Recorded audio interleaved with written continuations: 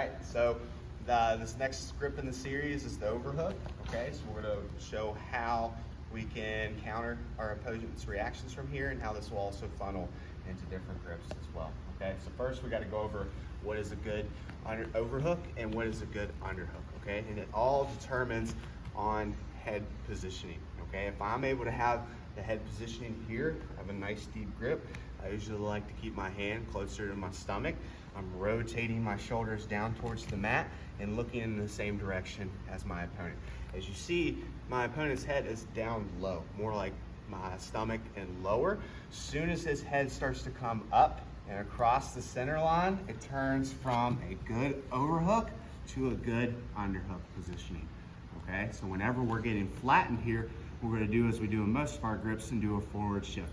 I'm going to do my knees to my chest instead of kicking straight away. His feet are going to engage in the mat. I don't do anything there. I'm going to kick at an angle. Okay, hand on the mat, shift and build to this position. Okay, but even if they're low, even if you're in good positioning, you're always at threat for the body lock here. Okay, whenever someone is reaching around your waist with both grips, you need to immediately be placing your foot on the far hip, because his goal for the body lock is to pull my hips in towards me, crunch my legs together, and flatten me out here. If I do my foot in the hip, try to do that, it's not going to happen. I don't want to be facing down his spine. I want to still be having good mechanics with my overhook, misdirecting his pressure here. Easiest counter you can do for a body lock is posting on that hip and also a double overhook sweep. Okay, the way I'm going to do that is I'm going to let go of the mat. I'm going to reach through behind his arm grip and get a grip here. S grip seems to work best for me. Okay, and now I'm going to pinch my elbow in towards my hip. All right, now his arms are kind of locked in this positioning. Again, be safe here, because even with the double overhook, if I take my foot off too early, he literally just pulls me in to a body lock pass.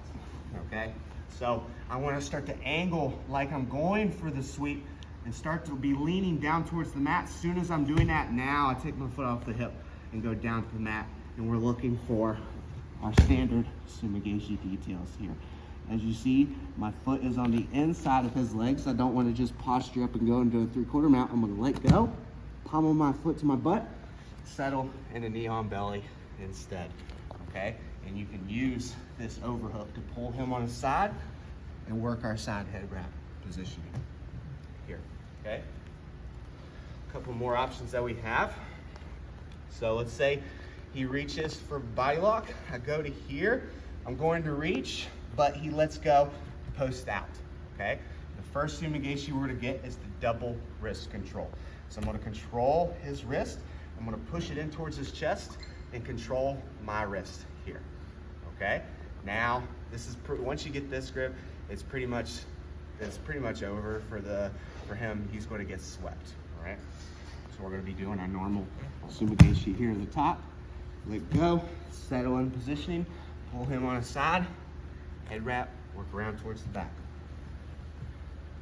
That's only if you're able to push in. But as we know, if that's when I'm able to catch it in transition. But let's say he was a little bit ahead of me, he's pushing into the mat, I'm not going to be able to push his wrist to his chest and get the double wrist grip here. But I am going to continue to push his wrist down towards the mat. The con with the overhook is you have to worry about where this hand is, okay? It doesn't matter where he posts his leg, it matters where he posts his hand. Okay, so I'm going to pin his wrist down towards the mat, and I'm going to sweep him over that hand. Okay?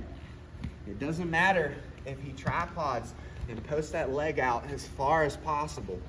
I'm still going to get this sweep. Okay?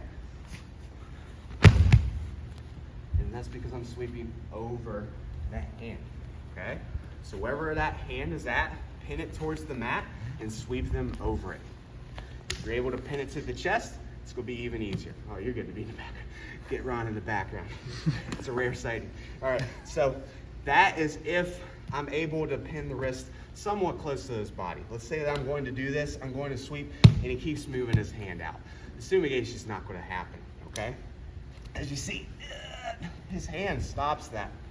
But if I go for this and I don't feel it working, what I can do is I can go hand to the mat and I can heist up and upgrade to a head wrap grip.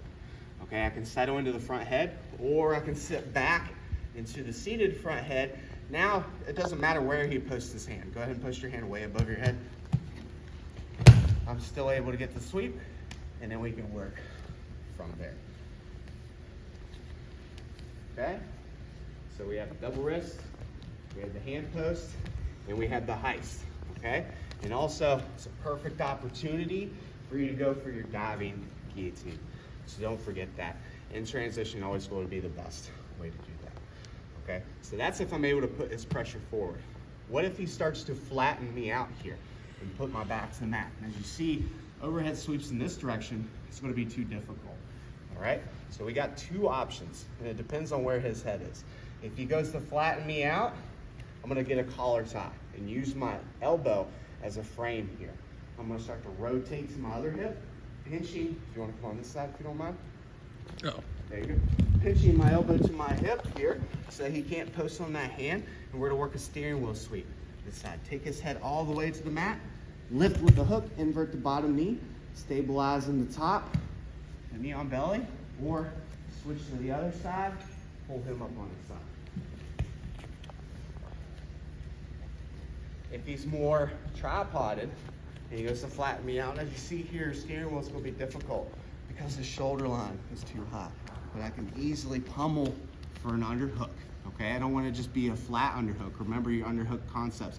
I want to shot put with this arm here, lift with my hooks. If they have a bad base, they'll fall. If they have a good base, you'll land in a high underhook on the far side. Don't just stop here. Continue to sweep with that overhook grip. And now you're in side control, okay? So we have options for both angles if they're pressuring in. What if they're tripoding and they're more staying away? They're trying to get our legs out of the way, okay? What we can do here is start to get an inside bicep tie. We need that foot in the far hip. We're gonna start to scoot our hips away, okay? Once we scoot our hips away, now we're extending our spine away, all right? As you see, I'm getting a little shallow with this grip. You can grab the bicep, tricep, elbow. Just make sure you got control of this arm here, okay? Now, this knee is gonna start to come up, and then I pummel my leg to the far side of the neck. As you see, my spine is still bent here. This isn't good, so I can let go of the arm, extend away, grab the elbow. Now we're in clamp guard position, okay? So this starts to funnel back to everything that we've learned so far. So continue to get repetitions. Don't get tunnel vision with your grip. Know that depending on where they're moving determines what reaction you give.